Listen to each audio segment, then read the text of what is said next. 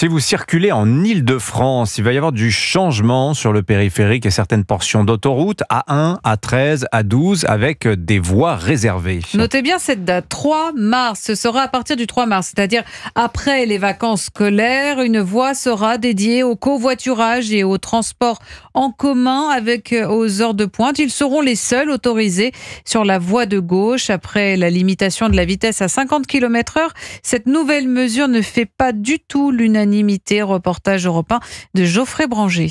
Devant cette station-service parisienne, Jean ne décolère pas. Pour lui, cette nouvelle mesure est inutile. Le problème, ils font tout pour emmerder les automobilistes. Ça va servir à rien du tout. Ça, c'est pour taxer les automobilistes. Comme une vache à lait, là. Vous savez, on est en train de tirer, on est en train de tuer la vache. Les objectifs de la mairie de Paris, réduire la pollution de l'air et les nuisances sonores, mais aussi fluidifier la circulation en encourageant le covoiturage.